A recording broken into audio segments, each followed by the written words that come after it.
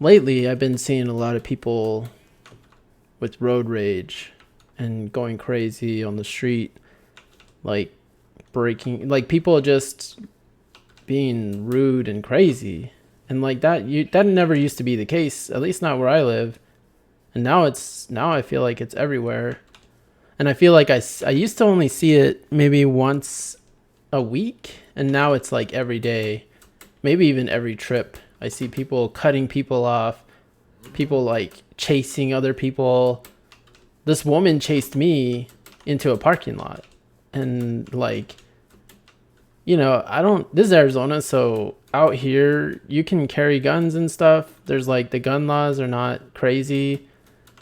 So, you don't know what you're gonna, you don't know who you're gonna run into, or like what they're like capable of and all that. Like you don't really know.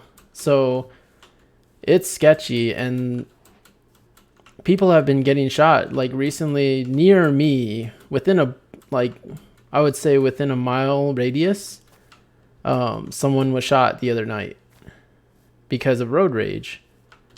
And I think the road rage comes from like a few things. One is just stress. I think the pandemic is making everyone mad. And I think like, not just the pandemic, but like, all the news and the politics and the craziness, and I don't want to get into that, but I just, we all know what's going on. We all know what's stressing us, and it's, it sucks. It sucks that the world's this way right now. But, in a way it's kind of necessary. Like I think this is time for everyone to reflect. But, some people don't want to reflect. Some people out there don't care. They really don't. And you have to be careful. And one thing that's helped me is like trying to give myself,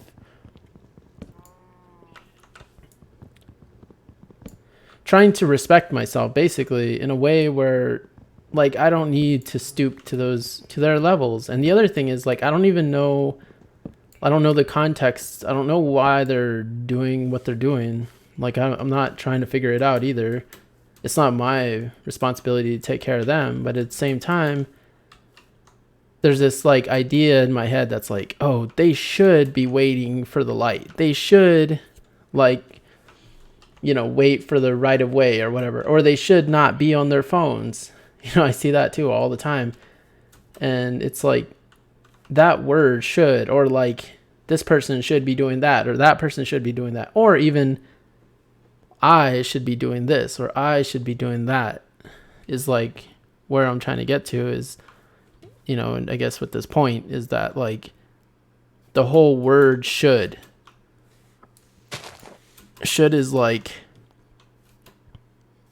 it's always a word that you use to compare.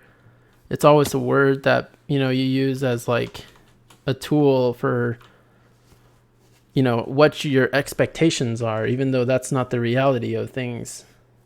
And that's something that I'm working on improving, is like getting rid of that whole mentality of like,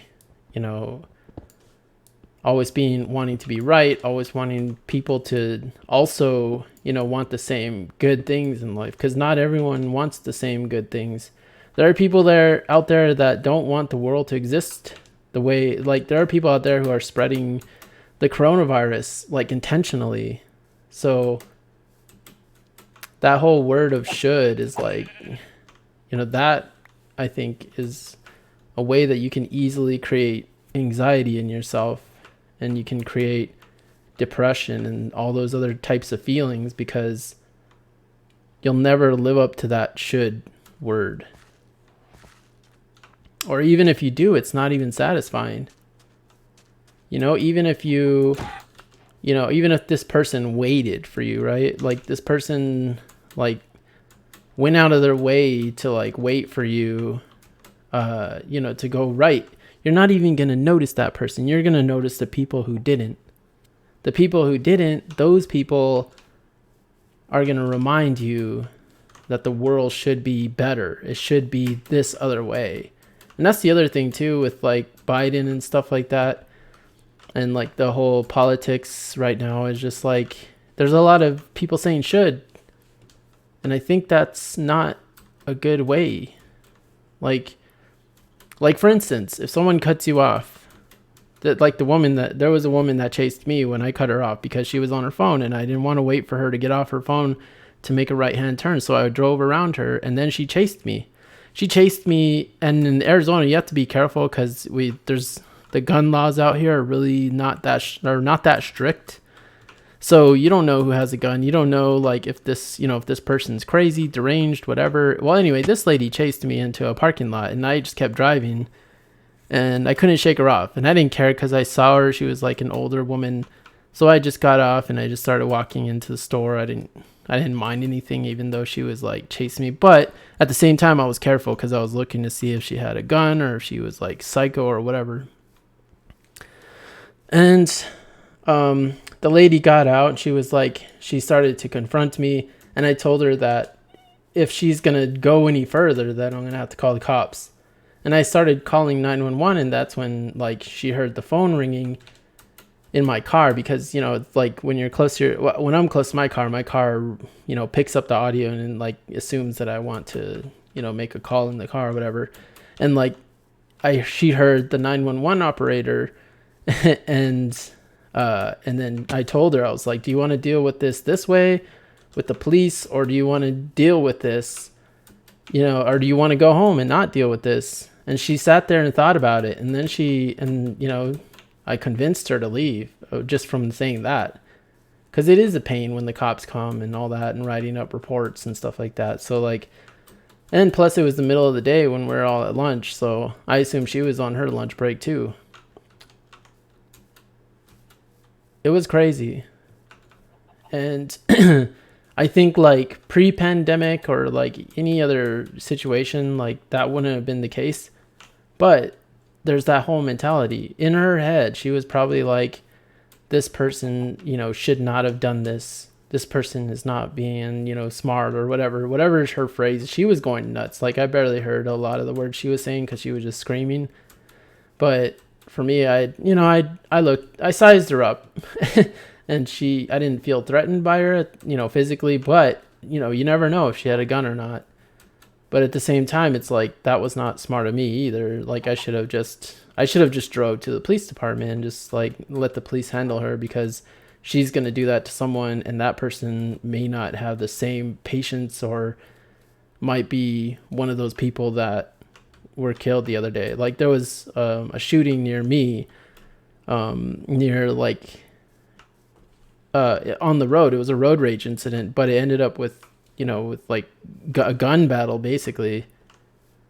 And then the other thing I saw in the news was there's this guy out here that owns a t-shirt shop, and apparently he has like a no mask policy. He thinks like he has this conspiracy theory that the coronavirus and stuff like that are all tools. I don't know. There's some weird conspiracy he has about it that involves like the presidents and stuff. And he, a lot of people say he's crazy, but that's what he believes and that's his business. So he can run his business how he wants to run his business. Not everyone has to buy from him, right? He doesn't have to cater to everyone. It's his business. He can do whatever he wants. But this guy, like, someone did not like, this guy's attitude. They saw him on the news. They saw him on Reddit, wherever they saw him. And I know that this guy saw that guy and was like, I'm going to go mess with this guy. I'm going to go like challenge him, and I'm going to go wear my mask in his store. I know that's the situation because I saw this guy. He was already in the news before about pulling a gun on somebody else. Well, this other guy went in there and he decided to challenge the guy. He said that he was gonna, he said that he was gonna, they were gonna shoot each other and stuff, and they got in an argument, and the shop owner ended up pulling a gun on the guy again, on that guy, and then they ended up in a standoff, and the police came in, and it was a whole thing. And then, like he got interviewed and everyone got interviewed and stuff like that. So people have really strong opinions right now about a lot of stuff. The virus, the pandemic, the world, the way it's working, the way things are happening. And it's, there's a lot of should. There's a lot of people saying should. The world should be this way. People should get vaccinated. People should, wear masks. People should stay home. People shouldn't like go fly. That word should is everywhere. And like for me, it's like I should be building something that, where like in this pandemic that I can, use as a tool to do bigger things. And I keep trying to look at different angles of how I can use the pandemic as like, as a strength instead of as, something that's holding me back in my career. And then on top of that, it's like this word keeps coming up for me, like, oh, you should be at this, you should be at this level, or you should be doing this. You should be managing a whole team and all this kind of stuff. But like, it's not good to compare yourself. It's not good to compare yourself to other people. It's not good to compare yourself because, when you compare, they say that like, I don't know the exact phrase, but it goes something along the lines of like, comparison is the thief of joy. So like when you compare yourself to somebody else or to some other situation, then all that does is takes away all of the things that, it takes away all of your good feelings and makes you feel bad. It really does. It's like one of those, it's like beating yourself up for no reason and you don't even know it. It's like, it's a more subtle way of saying that you're inadequate for a person. And that's something that I'm working on like a lot. I've been working on that for a while. I get those feelings a lot that I should be in a different situation, that I should be, like I should be making more videos. I should be a YouTuber now, that kind of stuff. Even when I start making videos, sometimes I'm like, I'm going to make a Minecraft video. And then it's like, well, the last video only got like, less than 1,000 views. You should be getting more views by now. Exactly, bro. Huh? Exactly. Mm-hmm. Exactly. So it doesn't matter. It doesn't matter that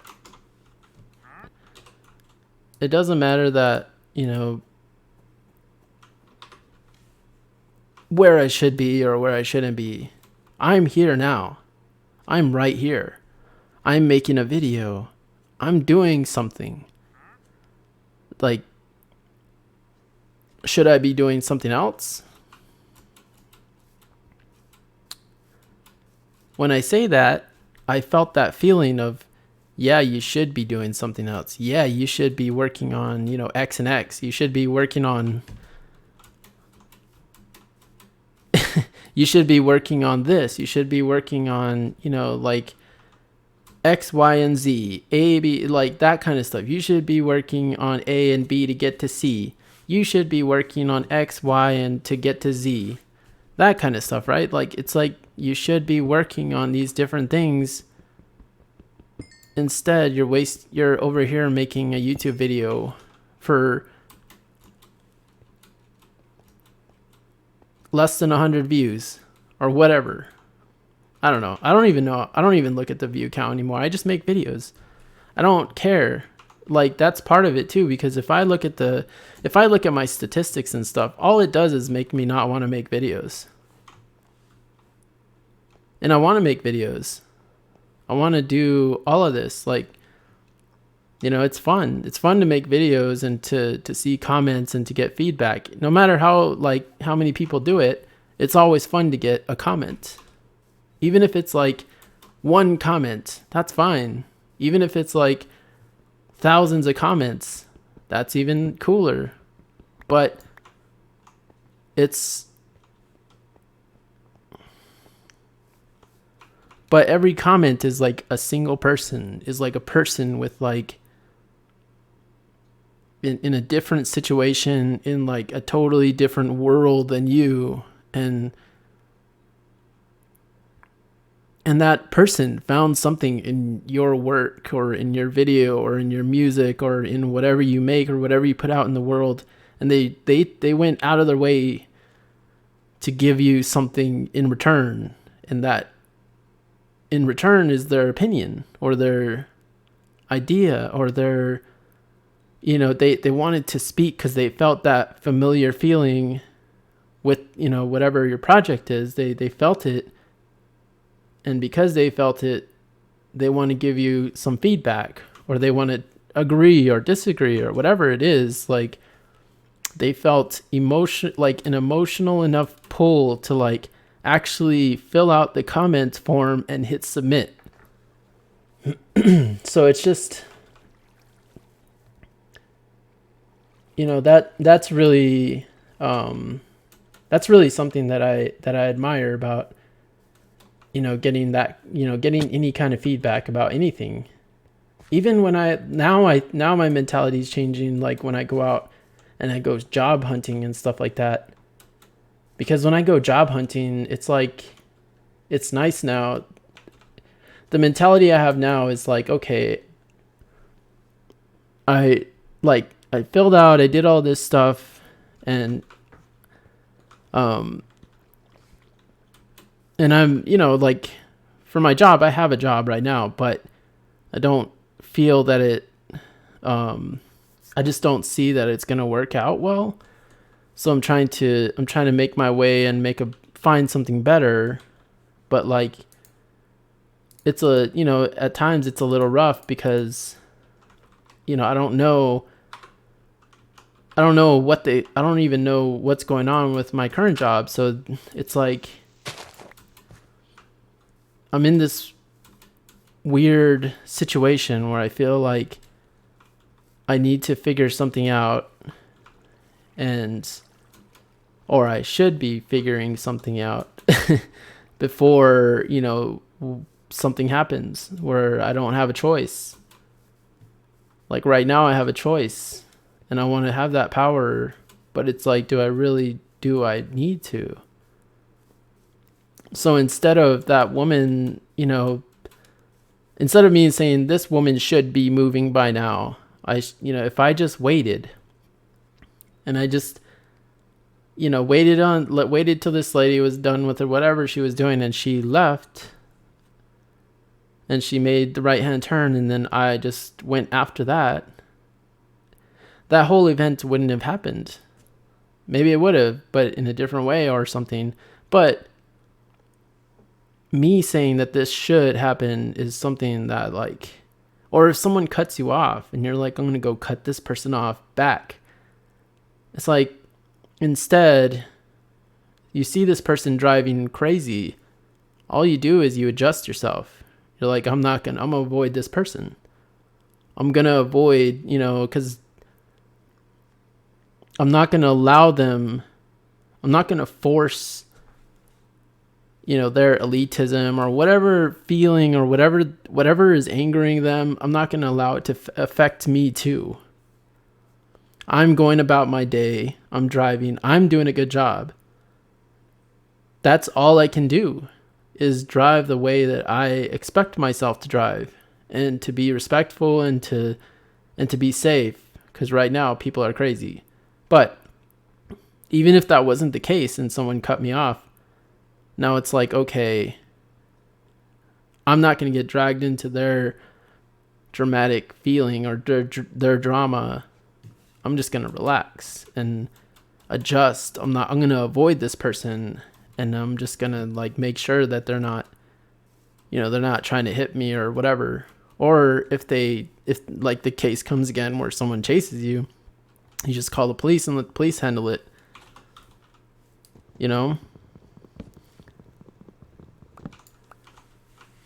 So for instance, that guy that like saw the guy on the news where he pulled the gun, if that guy just said, I'm just gonna let this guy be crazy in his own store, then nothing would have happened. They wouldn't have gotten into a gunfight. There wouldn't be news about it. And that's something that I'm working on, though. Patience and understanding and empathy, those are really, really tough. But at the same time, they're really simple. But it takes like the shift to get there is, it's literally going against everything that you believe. Because sometimes you're like, man, these people are terrible at driving. And, it can be frustrating. I need to learn the shortcut key for this. But anyway, it's just, it was just an observation I made because I was just like, dang, like I really shouldn't be, getting mad about this. But there's the word again. It's like the word should is just something that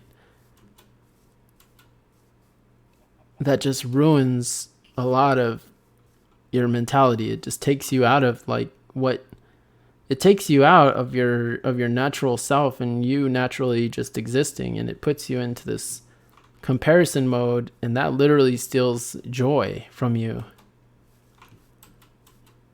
I'm working on it. I'm working on being a lot more patient, and I'm working on, just allowing myself to grow. That's the other thing is like my body and my stress levels have been really high. And I noticed, and there was, I'm not going to get into it, but there was an event that happened this week that had to do with my health that put me, I didn't get the coronavirus, knock on wood. I don't think I have it or anything like that, but something happened where I ended up going to the ER.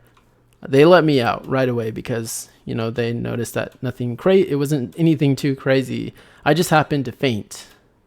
And they said it could be stress. It could be, I didn't sleep enough.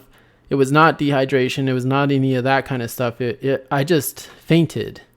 And, lately I've been way more healthy. I haven't been eating a lot of, heavy sugars, and I've been, really, really watching, what I eat and stuff like that. So I'm thinking that it has to do with my, the medicines that I use. I'm thinking they have to either be dialed up or dialed down or adjusted somehow. And I'm working with my doctor on that. But sometimes it's hard to say, man, I really wish that, I was like so-and-so, they never get sick. They never have issues. I wish I was like everyone else because they don't have this or whatever. Those kinds of feelings, those kinds of emotions, they just literally take you out of yourself and your joy and the stuff that you're doing. They just literally kill your natural state of being, without knowing all that stuff. Life is much easier and much nicer. There's another thing that goes along this lines of should, and I think I've used this example a long time ago in another video where if you give somebody, and this just happened with me, I saw it in real time, but if you give an older person, someone in their 60s, someone who had, who was using pay phones and they were using phones, or maybe, let's say someone in their 80s, because that's probably the cutoff. So give someone a cell phone, and actually, no, let's use a tablet, because a tablet's probably more extreme, because I know some grandmas and stuff like that use cell phones. Give an older person that's never seen a tablet, give them a tablet and see what they do with it. My parents tried to use a tablet and they could not figure it out. And they just, it wasn't important to them. But my niece, she's like 3 or 4. Well, she's not 3 or 4. She's about, I think she's 5 actually, and she can grab the tablet and like do everything on the tablet. She can go on the internet. She uses it to play games and stuff like that, but she can like navigate through there like everyone else can. Like every other younger person. And it's not a big deal. She uses the drawing apps. She like uses all the stuff and she makes stuff. So my parents, I asked my mom like why she couldn't figure it out. And she was like, well, do they have classes for this? And and my mom went to a class to learn how to use like a PC. And I thought that was cool. But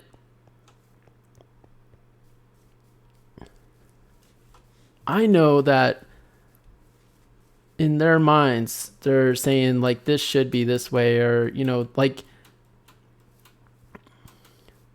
the mentality shift there is like a kid does not look at a tablet and make all these assumptions because they don't know about the tablet. They just grab the tablet and they play with it and they figure it out because they're interested, because their friends use them, because they've seen how cool and what cool kinds of things they can do with them. My mom and my parents, they'll look at a tablet. It's not as cool to them.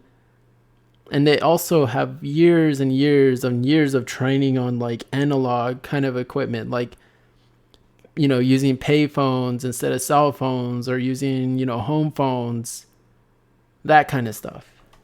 So like they're used to the older technology where, you don't have to unlock a screen and like use a touch screen to like, they had buttons, and those buttons were very specific on what they do and, the range of things that they can do. They're not, they're like on a phone or on a iTablet app, you could have a button that does anything. You can make a button that turns on your toaster, or like off, like orders something off Amazon for you, that kind of stuff. You can do all kinds of stuff with a tablet. You can make drawings, you can go crazy. Like one button can do whatever you want it to do. So as long as you like you can use apps and stuff like that, but that's not a freedom you get from like the older devices, from like the analog stuff, because they had to be built a specific way and manufactured a specific way. And there was never really ways to upgrade them. You'd have to buy a whole new machine. So that mentality of upgrading too is different. But, someone who practices patience and this idea of like getting rid of the word should and having preconceived notions about things, if they went in and they started to use that tablet with a completely empty mind, they might have a better chance at figuring out how to use it. They might have a better chance at understanding, that it's not the same device as like a payphone. It's not the same device as like a calculator or any of the older machines. It's like, it's a computer. It does so many things. It has a chip in it. And,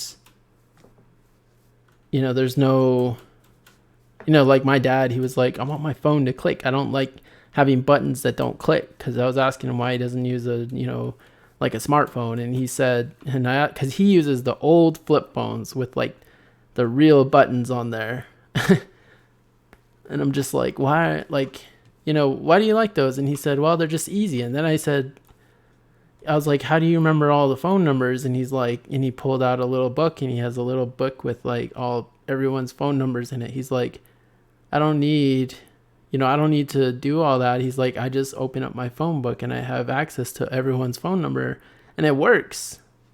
But at the same time, you have to carry around a little book. And he was like, that's not an issue for me.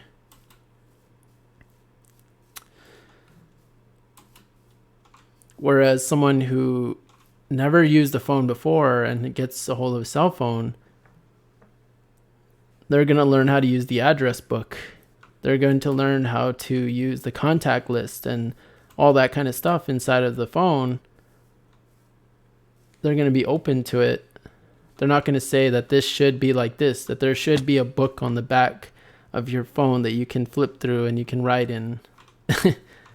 You know, like that's not something that that my parents, you know, will do. That was cool that he's in there sleeping. Sorry to disturb you, buddy.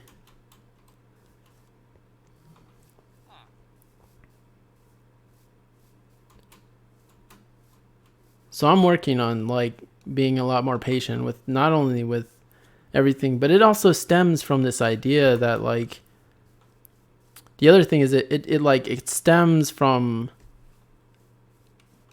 having an identity with yourself, and you know, having an identity with your ego. Really, it's like if someone stripped away all of the things that you are, like even down to your senses, someone, you know, stripped your sense of hearing, now you're there still, but you just can't hear. Someone strips away then your taste. Someone stripped, or you know, then something strips away your smell and your sight, and now you're left in the darkness. You can't smell anything, you can't see anything, you can't hear anything. Someone takes away your feeling. Someone just strips you of all of your senses.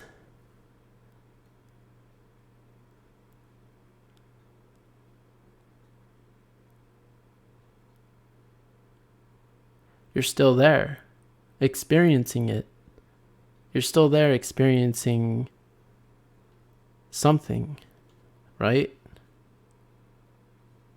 It's not like you're dead. You're still there. That is really who you are under all of the stuff. On top of it is just the body grew, and like, you know, that body is like a character that you're playing. And you know, that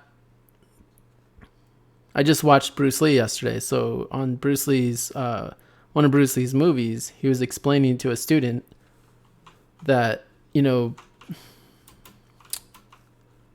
he was explaining to a student, to a master. He was explaining to his master about Zen. And he said that fighting is like a play. Like there's two people in this very serious play, playing it out, being actors, making the moves. And you as the fighter are sort of observing. You are observing. Even though you're in the fight, the whole thing is just a play, played very seriously. And that to me is the same mentality. It's like your body and all of the things that you think you are all just a puppet, a play of that person below all of that stuff. Once you strip away all of your senses, that thing, that you that's there still, you're still there. That is who you are. And there's no should there. There's no, you know, that's why it's silly to compare your play, your part of your character in the play with other characters in the play. They might seem more important, but when you strip everything away, they're all the same. Everyone is all the same. Strip away their intellect. Strip away everything. Who they are, all their experiences, their wisdom, their ideas. You know, strip all that stuff away. And it's still just that pure consciousness. It's just people have forgotten that, and they get deep into that character. They play that character out in real life, and that's what, you know, getting caught up in all of this, all of the play itself, getting caught up in it and thinking that that's, the ends. That's how stuff like, that's where people start really getting into, like, to me, religions and stuff like that are all sort of that, like the part of the play. They're just different parts of the different play of the world. It's like theater. There's like horror over here. There's like a comedy over here, and a drama, and like a romantic comedy. There's all these different thrillers, and there's all these different types of plays that are happening in the world. There are people who are terrorists. There are people who are, building, there's Elon Musk going to Mars, that kind of stuff. It's just people expressing themselves. People who believe in different, deities, people who believe in, they wake up and they roll out, a little prayer rug, and, they face the sun, and they do their, their prayer and their rituals, and they do all that kind of stuff. And the more you look at it as like a theater, like as a play, the more you respect the craft of it, even the more you respect it as an expression. Then it doesn't become you comparing yourself to the other person. It's just you admiring their expression. And then you start to learn how then as you find yourself like all the way back to that person or that consciousness that's underneath all of those senses and underneath all of those labels and stuff, then you end up, feeling comfortable with yourself, with your expression. You're like, I'm not that serious. This is not that serious. Like, yeah, people can believe in all of this crazy stuff. People can believe, in like, all of these entities that are, floating around in space, or this giant man in the, in the sky that is watching over all of humanity. People, you think about those concepts, and when you strip away yourself, like when you really get down and you feel that your genuine self, that consciousness, then all of that stuff makes sense. Like, I can start to break apart things. I can say like, oh, the reason why these people believe in that is because they live in this desert region, and in this desert region they only had access to this and this and this. I can start to break down why they came to those conclusions, but I don't need to share that with them, because I don't find it as serious. I don't find even my conclusions as serious. I just think that that's how like my brain works. That's my expression. And you don't need to share my expression. You can go through and you can find your own way of looking at the world. And it's cool because it's a play. It's literally just a play. It's not that serious. But it is at the same time, because once the play is over, you return fully to that consciousness, and you start, and a whole new expression begins. And it's not going to be the same. It's never going to be the same. And I do believe in multi-universes and stuff like that. And I think that I think they all intermingle with each other. I think they're like solid state memory, where you can jump to other plays just by wanting to do that expression. So for instance, if I wanted to play out, making a career out of YouTube, right? I would have to rethink my whole strategy about, how I approach it. Because now it's turning into a more serious thing in my life, rather than just something that I do when I feel like it. If I do that, it affects a lot of things. I have to be willing to allow that expression to play out, and I have to be willing to allow myself to change, because I am gonna change. There's gonna sometimes that change is not worth trying. So like it's like I think about that, and it's not important to me. I'm just bringing it up as an example because we're on YouTube right now. But if I decided I could change the play that I'm in, but like on some levels, there are some things that you cannot change. There are some like health issues. There are some things that you can't change, but what you can change is the way that you view and perceive them. Like for instance, like I could be, the fainting thing. If I really I had for a couple days, for a day or so, I was really, really, really worried. Like I was on WebMD the whole day looking up stuff, learning about, fainting. And I was, I learned a lot, but at the same time, it's like,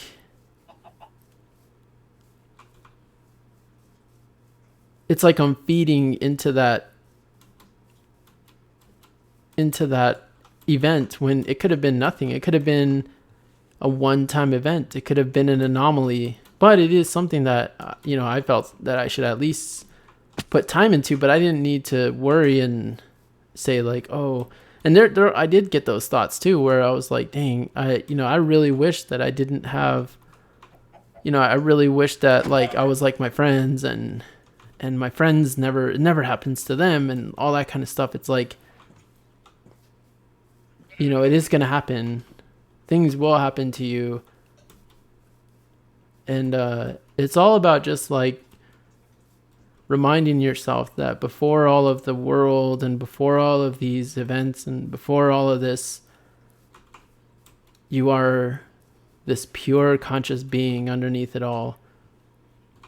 And the rest of the world is just an expression. It's just an expression of different types and different things that happen and different plays. And, you can attach it. Just the thing to keep in mind is just not to get so attached to all that, because at the end of the day, it's just a play. And going back to the road rage thing and the patient stuff, it's like, that isn't even an issue anymore. When you get down and you feel your consciousness all the way down below everything, when you get back down there and you just, that to me is meditation, is like letting go of, or not, it's not so much letting go of your mind and your thoughts and your emotions and your feelings. It's not that. It's allowing those things to play out without you attaching yourself to them. I remember this one woman that I worked for. Like, she was one of those new age, like, vegan women. She was also like, she was also in like the LGBT and stuff like that. So this woman was really extreme with her ideas. So she always wanted to talk to me, but I didn't, because I just felt intimidated, because she, I just didn't want to get in an argument with her, or, I just didn't, because she was known to get in arguments with other people. And it's almost like she's looking for people to just disapprove of her lifestyle so she can prove that they're wrong. Like, that's the mentality I got from her. That's the feeling I got from her. So I just never, I don't ever talk to her about anything deep. And, I talk to a lot of people about deep stuff, but I'm also very strategic about it. Like, some people don't, some people they're not open. Some people are so involved with the play. They're so involved with, the way things are in their life. They're so involved with the character they're playing that anything else is not acceptable. So she's one of those people. And I was just like, you know what? So she came up and she was like, trying to explain something to me, and I could see how you know, I could see how her mind was playing, and I wasn't giving in to like anything. I just listened to her. I just listened, you know, to her talk. I let her exhaust herself on talking. Like I literally just sat there quiet. And I let her basically play out. It was like I was watching her play it, and I was playing my part, but I was playing just a different type of character that she's never run into, someone who actually listened to her. Because I think part of it was she just wanted someone to listen to her, and that's what I could feel is like if I even speak, this woman, the moment, you know, anyone speaks, gives their opinion, she's ready to just like, she's so defensive because she believes in the play that she's in. She believes in the character that she's playing right now. So she is so invested in this stuff, you know, in her beliefs and in her play of life, her theater, that like I felt in deep down that I should just listen. And that's what I did. I just sat there. I didn't say a word. I just listened. And I could see her like over time just start crying. And she was like, she just said like, she was like, I can't, she's like, I don't know what it is about you, but she was like, I appreciate it.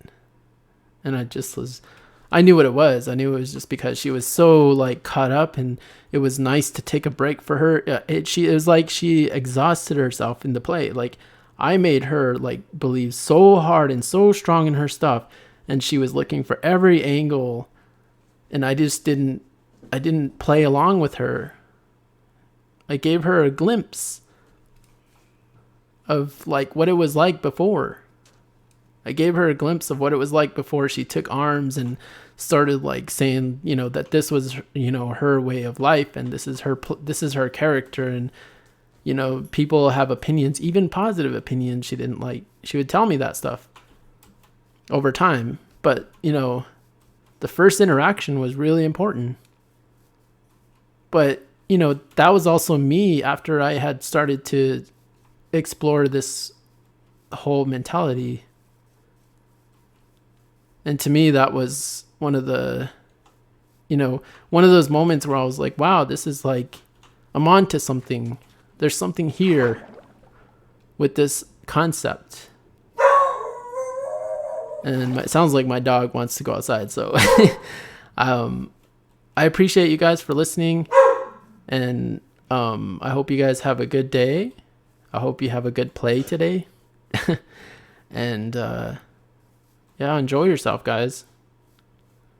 That's all I gotta say. Peace out.